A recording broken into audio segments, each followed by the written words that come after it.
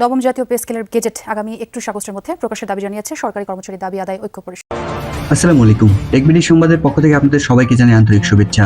সংবাদে আপনাদেরকে স্বাগতম। শুরুতেই দেখানো যাক আজকের প্রধান সংবাদ শিরোনাম।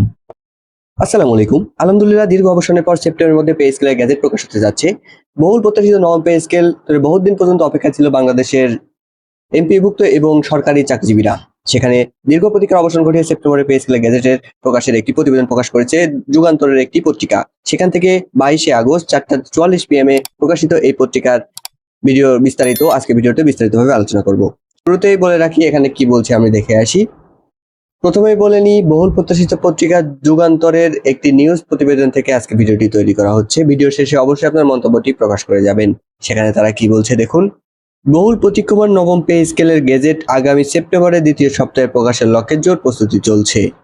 এর আগে জুলাইয়ের গেজেট প্রকাশের আলোচনা থাকলেও শেষ পর্যন্ত তা হয়নি। ফলে এবার নির্ধারিত সময়ে গেজেট না হলে নতুন পে স্কেল প্রত্যাশিতদের মধ্যে হতাশা তৈরি হবে কিনা এ নিয়ে প্রশ্ন উঠেছে। সংশ্লিষ্ট সূত্রে জানিয়েছে, বেতন বৃদ্ধির হার, বিভিন্ন ভাতা ও সুযোগ সুবিধা, জুডিশিয়াল সার্ভিসের বেতন কাঠামোর সঙ্গে সমন্বয় এবং সরকারের আর্থিক সক্ষমতা নিয়ে পর্যালোচনা করলে নির্ধারিত সময়ের চেয়ে গেজেট প্রকাশ কিছুটা বিলম্ব হচ্ছে বলে জানিয়েছেন তারা। এর পরবর্তীতে এসব জটিলতা দ্রুত নিষ্পত্তি করে সেপ্টেম্বরের প্রথম দিকেই নবম পে স্কেল প্রস্তাব মন্ত্রিসভায় উপস্থাপনের প্রস্তুতি চলছে বলে জানা গেছে। মন্ত্রিসভায় অনুমোদনের পর প্রস্তাবটি আইন মন্ত্রণালয়ের রেটিং এর পাঠানোর হবে বলেও জানিয়েছেন তারা। আইনগত প্রক্রিয়া শেষ হলে সেপ্টেম্বরের দ্বিতীয় সপ্তাহে গেজেট প্রকাশ হবে বলে লক্ষ্য করা যাচ্ছে। এর আগে আগস্টের মধ্যে গেজেট প্রকাশের আলোচনা থাকলেও বেতন বৃদ্ধির হার, বিভিন্ন ভাতা, সুযোগ সুবিধা ও জুডিশিয়াল সার্ভিসের বেতন কাঠামোর সঙ্গে সমন্বয় এবং সরকারের আর্থিক সক্ষমতা নিয়ে পর্যালোচনার কারণে সময়সূচি পরিবর্তন হয়েছে।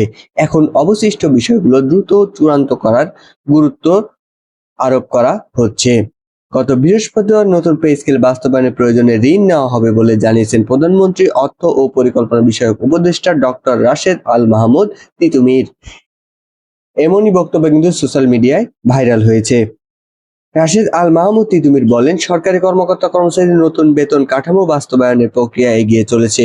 তবে এটি কবে থেকে এবং কত ধাপে কার্যকর হবে সে বিষয়ে মন্ত্রিসভায় সিদ্ধান্তের পর চূড়ান্ত ঘোষণা দেওয়া হবে বলে জানিয়েছেন তারা। নতুন পে স্কেলের অর্থের সংস্থান করতে আভ্যন্তরীণ সম্পদ আহরণ বাড়ানোর পাশাপাশি প্রয়োজন হলে ঋণও নেওয়া হবে উল্লেখ করে তিনি আরো বলেন, নতুন বেতন কাঠামো বাস্তবায়নের প্রক্রিয়া এরই মধ্যে দুটি গুরুত্বপূর্ণ ধাপ সম্পন্ন করে ফেলেছে। সরকারের বর্তমান পরিকল্পনা অনুযায়ী অক্টোবর থেকে সরকারি চাকরিজীবীরা নতুন বেতন কাঠামো অনুযায়ী বেতন পেতে পারেন।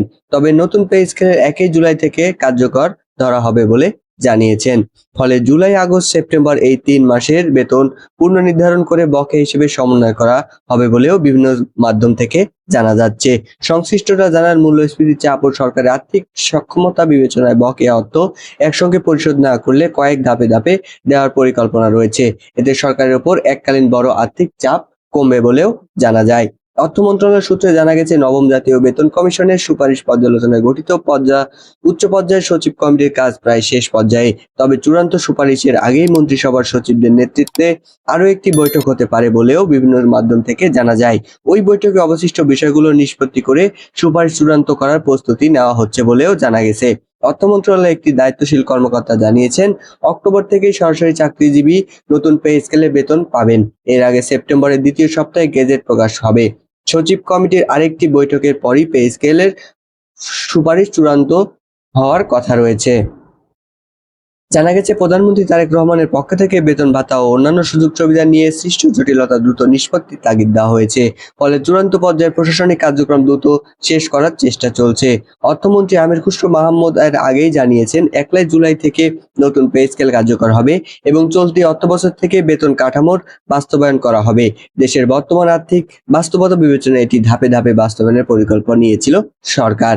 প্রাথমিকভাবে মূল বেতন কার্যকর হবে, পরে ভাতা ও অন্যান্য সুবিধার বিষয়টি সুনিশ্চিত করা যায়। তো আজকের এই প্রতিবেদনটি যুগান্তরের একটি প্রতিবেদন। তো যুগান্তর প্রতিবেদন 22 আগস্ট 4:44 প্রকাশিত তাদের অফিসিয়াল ওয়েবসাইট থেকে প্রকাশিত একটি প্রতিবেদন নিয়ে আজকে ভিডিওটি উপস্থাপন করা হয়েছিল। এর পরবর্তী আপডেট পেলে অবশ্যই আমরা তা তুলে ধরার চেষ্টা করব। তো পরবর্তী একটি ভিডিওতে দেখাবো যে এমপিওভুক্ত শিক্ষা প্রতিষ্ঠানে আপনাদের আগস্ট মাসের বেতনের বিল সাবমিট হয়েছে। এই আগস্ট মাসের বেতন পর সেপ্টেম্বরের মাসে যদি পে স্কেলে গেজেট হয় তাহলে কিভাবে এটি বাস্তবায়ন হবে। তো সে বিষয়ে বিস্তারিত আলোচনা থাকবে। তো আজকে ভিডিওটি এখানেই শেষ করব। সকলকে সাথে থাকার জন্য অসংখ্য ধন্যবাদ।